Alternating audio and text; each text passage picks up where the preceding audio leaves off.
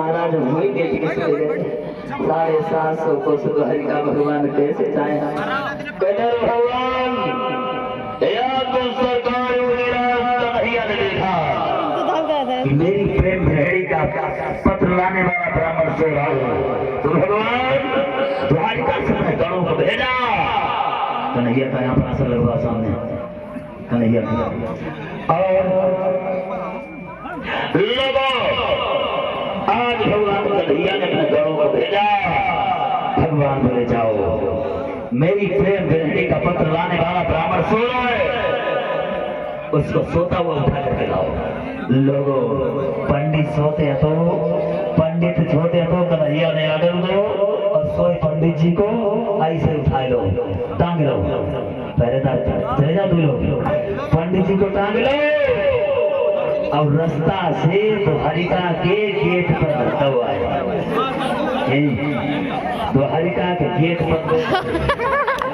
पंडित जी को तो धरो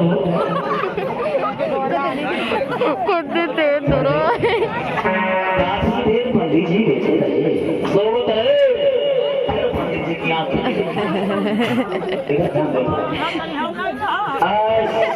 पंडित जी की जमात चली गई पंडित जी ने देखा भारी अरे ये तो द्वारिका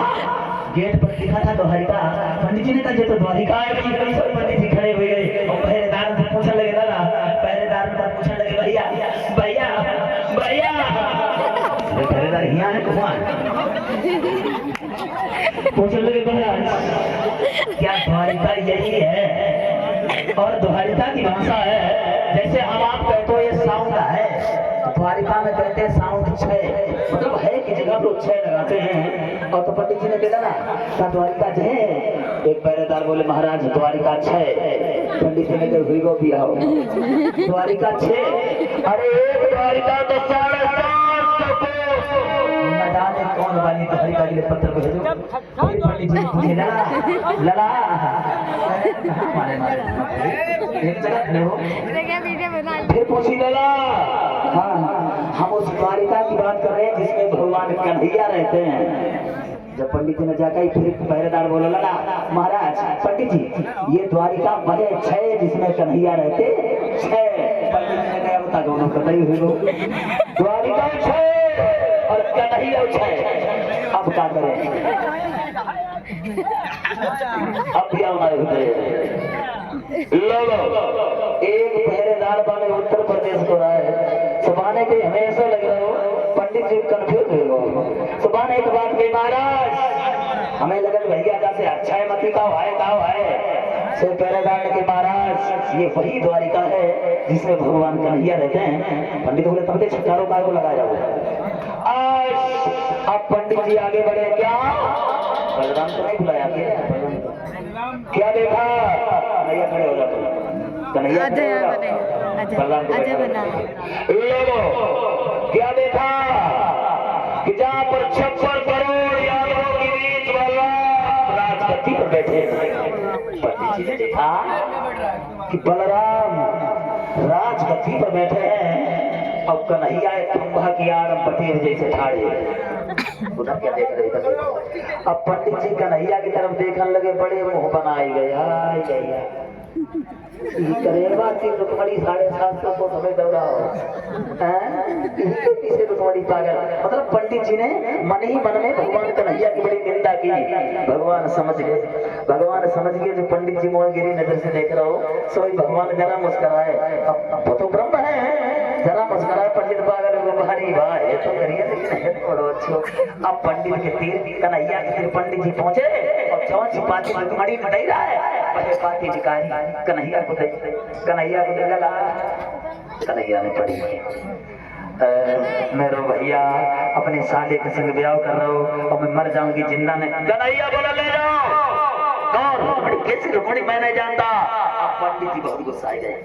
पंडित ने कहा लला एक तो काले काले तवा जैसे हो बुराई कर रहे हो अब भगवान पंडित जी पर चला मलाई गए कन्हैया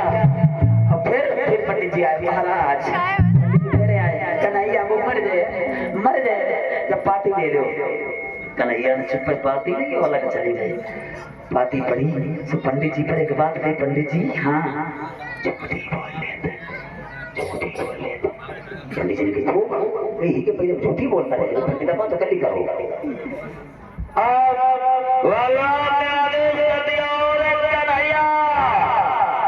बलराम ने जवाब दिया और कन्हैया एक ब्राह्मण तुम्हारे दरवाजे आया है, एक तो अतिथि और दूसरे ब्राह्मण।